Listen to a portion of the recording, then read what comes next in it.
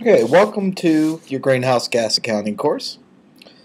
And I would like to show you a few things about navigating and operating within this course. So the first thing we can check is system requirements. So we have a list here that we show our systems do work on Windows platforms. They do work on the Mac platform. Because we use multimedia component, it's a good idea to have a high-speed internet connection. Since we do use audio and video presentations, then you will need speakers or headphones to listen to those presentations. And in the event that we use anything that's real-time or synchronous communication, which would be like voice chat or maybe a student-narrated presentation, it would probably be a good idea to get a USB microphone, which you should be able to get those fairly cheaply if you don't already have one with your computer. I wouldn't run out and purchase that until you review the course and see if your particular course needs that. As it sits right now, this particular course doesn't need that, but in the future they could add that component. So, software requirements. Our system is optimized to work with the Firefox web browser. This web browser has recently overtaken Internet Explorer as the most widely used browser in the world. So we have optimized for that most widely used browser.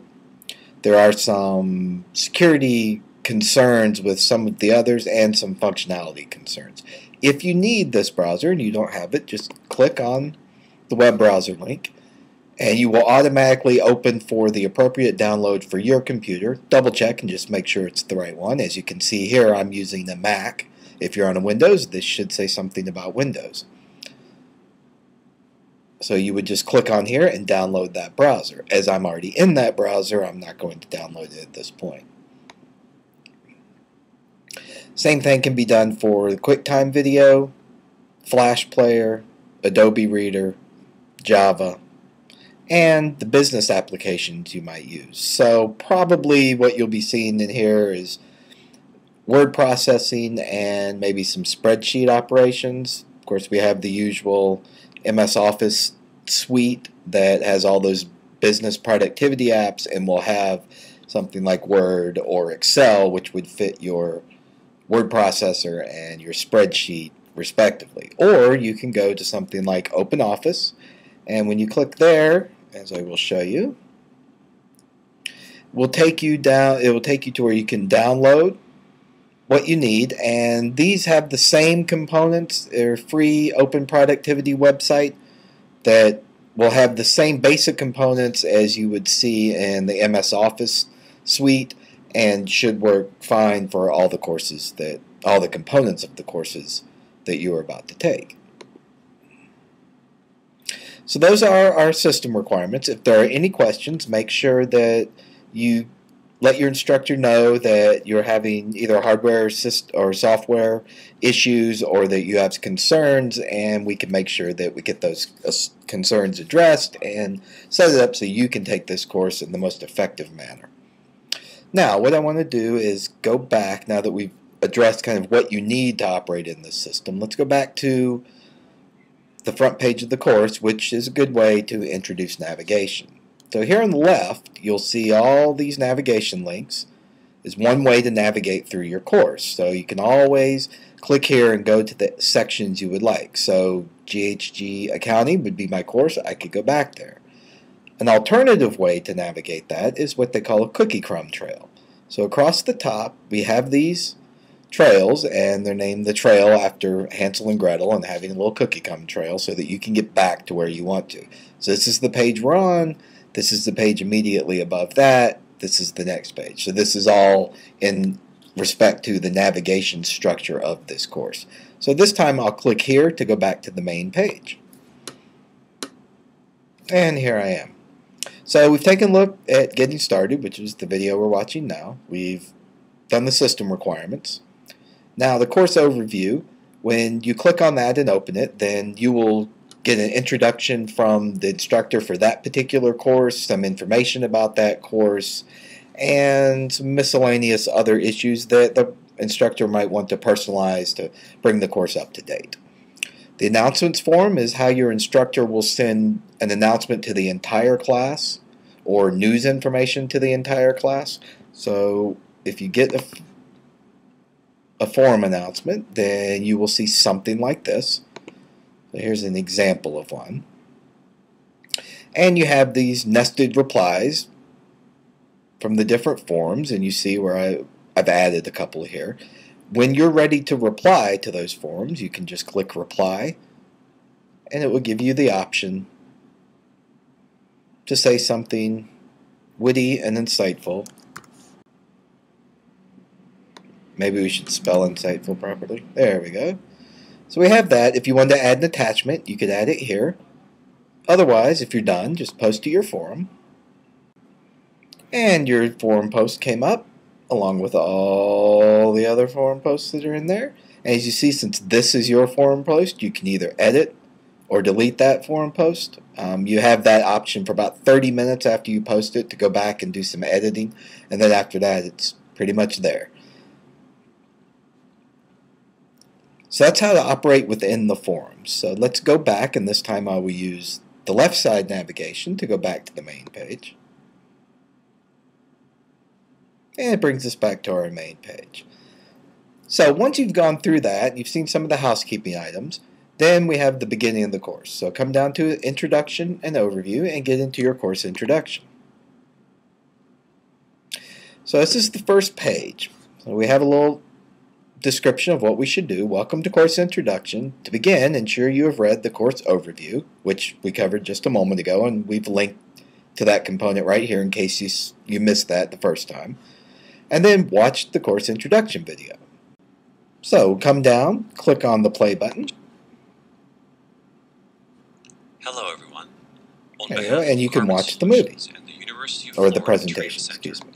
Another way, if it's difficult to see, because sometimes there's a lot of text on the screen and you want to be able to see what's going on, you can click here to get the full screen. So there's the full screen. Because of the screen capture device I have, you can't see everything that's going on here. But you'll get a full screen mode and with that application. So I will hit escape to get out of that. And we're back to here. So also, once you've watched that, they might reference some standards or some things that you want to look at. So here you have some links that go out to various supplemental resources, and they're described here above. So let's click on one of those.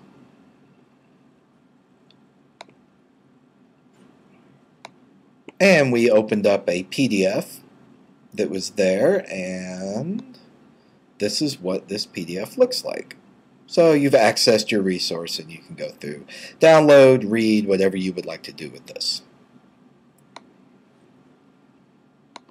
So that's the same with the other courses. They'll either take you to a specific PDF or some type of document, or they might take you to a web page.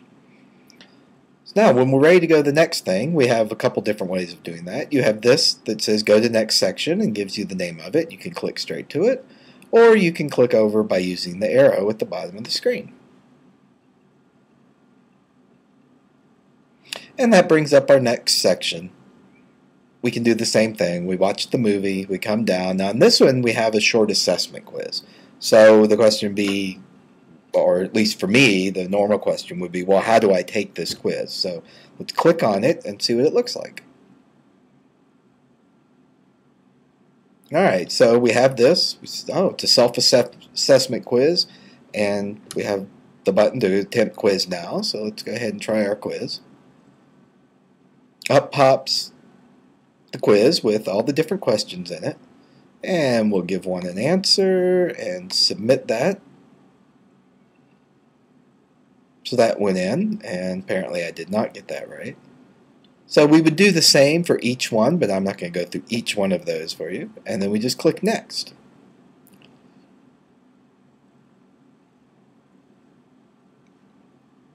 And we see here's all the things that I've answered, which is 0. But in your case, you would hopefully see answers next to these. And then you would submit all of these to finish. The system will let you know you're about to answer these and you can't change them once you've submitted them. So we click yes. And it comes back and it shows us how we did. So I had 0 out of 10 correct. Not the greatest score, but hopefully you will do better. So let's head back to the front page. So we've made it back to the front page. We've looked at the pages with the video presentations. We've looked at the quizzes, which we saw that. The other thing is another forum that you might engage with. You'll have some instructions here of some things to do. You can add an entirely new discussion topic. My paper, let's say this is a paper that you had to turn in. Here it is. So in this case, you might want to copy and paste directly into this message section so that you can answer that question. So it's perfectly acceptable to write your answer within a Word document or some other document editor, and then you can copy that and paste it into this answer, or you can type directly into here, whichever is best for you. And then click Post to Forum, and there is your forum post. So let's go back and take a look at that, and there it is. So since this is mine, I can edit or delete. You have 30 minutes to edit or delete whatever comment you made here. And of course, you could also reply. It's unusual to reply to yourself, but I guess it could happen. Now let's go back to the course and take a look at that. Okay, so now it looks like we've looked at most of the components within this course. Any of these links, you'll know they're linkable by hovering over them, and you'll see the arrow pop up. As you can see, these headers here, they're underlined, don't have a hand that pops up so that you can click on that. Okay, so let's say you're part of the way into the course, or even just you've done your first self-assessment, taken the quiz, kind of getting the feel for the course. You want to see what your grades look like. So you should have on this side, you will have some settings and grades. And you click and you will see the different assessments, and if you have taken something, you'll see your grade. As you can see, I've received a 0 for the great answers on that quiz that I answered, but there are the grades, so you'll know what you got in grades by just clicking the grade item. So let's go back.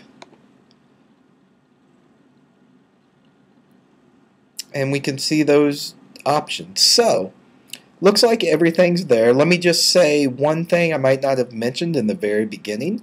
When you do set up your profile, make sure you put an email address in there so that we're able to contact you and let you know what's going on in case there are any issues or if there's something good that comes up as well. We want to be able to contact everybody. So make sure you put that in. And other than that, good luck with your course. I hope all goes well.